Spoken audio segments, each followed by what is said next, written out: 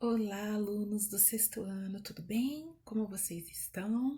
Estão bem? Se cuidando? Muita saudade de vocês. Espero que estejam todos bem e espero que logo nós estejamos todos juntos também. Hoje a Pro passa por aqui para falar um pouco sobre os persas.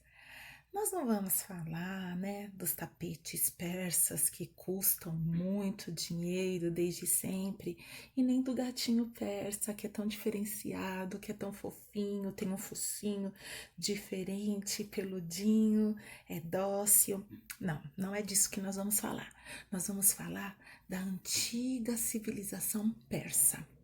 E essa antiga civilização, ela ficava localizada na região sul do atual Irã, do país Irã. Havia naquela região várias tribos, mas as mais importantes eram as tribos dos medos e dos persas. Primeiro, quem dominava ali aquela região eram os medos. Mas por volta de 555 a.C., surge um homem chamado Ciro. Ciro, ele era chefe de um clã persa. E o que é clã? Nós já vimos isso também, está aí na nossa apostila na página 150, no vocabulário. Clã é um grupo de famílias que tem uma origem comum, que tem um mesmo ancestral. Então Ciro era chefe de um clã persa, ele juntou outros clãs e liderou uma revolta contra os medos.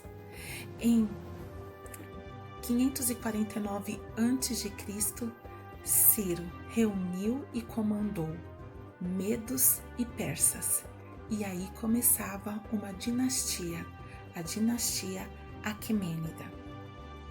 Formação e expansão do Império Persa. Ciro conquistou todo o território dos medos, dominando toda aquela região que hoje corresponde ao atual Irã. Ele anexou Lídia, territórios da Ásia Menor, cidades gregas ali do Mar Egeu, a região da Ásia Menor, chegando até as regiões da atual Índia. Muito território mesmo ele conquistou. E ele era um rei diferente, porque ele não exterminava os povos nos lugares onde ele chegava. Não, ele estabelecia uma parceria, fazia alianças com o povo. Ele deixava o povo continuar com a sua cultura, com a sua religião. Ele não chegava impondo a religião dele. Ele permitia que o povo continuasse adorando os seus deuses, seguindo a sua cultura. Ele dava uma certa autonomia para os povos que ele ia conquistando. Ele só deixava bem claro que era ele quem mandava ali. Então o povo que era conquistado pagava impostos, servia no exército persa e não se rebelava contra o reino. Tem um personagem muito conhecido na Bíblia, chamado Daniel. E a Bíblia diz ali no livro de Daniel que Ciro, o rei persa Ciro e o rei Dario, que nós vamos ver daqui a pouco, tratavam Daniel muito bem. E Daniel era do povo hebreu, Daniel era judeu. E as conquistas não pararam por aí. Após a morte de Ciro, ele foi sucedido por Cambises, que conquistou todo o Egito e a Líbia. Organização política e administrativa. O rei era chamado de o grande rei ou rei dos reis. Ele era chamado dessa forma porque ele acreditava que ele governava com a aprovação divina. Então o rei persa ele não se achava o próprio Deus, como reis e imperadores de outros povos que nós já vimos, mas ele se autodenominava grande rei, rei dos reis, porque ele acreditava que ele governava com a aprovação divina. O império foi dividido, todo o império persa, em 20 satrápias e era governada cada satrápia por sátrapas. E esses sátrapas eram nomeados pelo rei e eram fiscalizados por inspetores reais. Então vamos imaginar que essas satrápias eram estados. Vamos pensar no Brasil. Temos o estado de São Paulo, do Rio de Janeiro, de Minas Gerais, né? O nosso país, ele é dividido em estados. Então vamos imaginar que as satrápias eram estados e que cada estado, cada satrápia tinha um sátrapa que era um governador, que era nomeado pelo rei, mas ele tinha quem fiscalizasse ele, que eram os inspetores reais. Eles tinham uma língua comum, e a língua era o aramaico.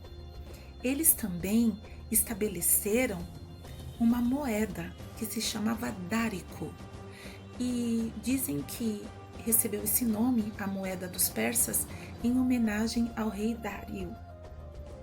Eles também padronizaram os pesos e medidas e estabeleceram rotas comerciais.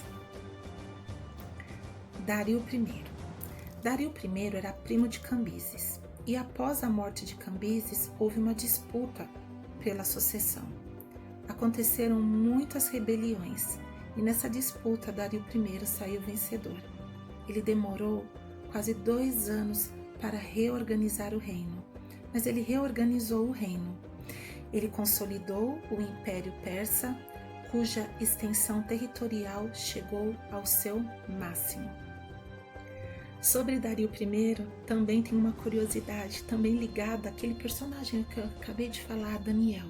Quem nunca ouviu a história de Daniel na Cova dos Leões? Então, o rei Dário gostava muito de Daniel. Daniel era como se fosse um ministro dele.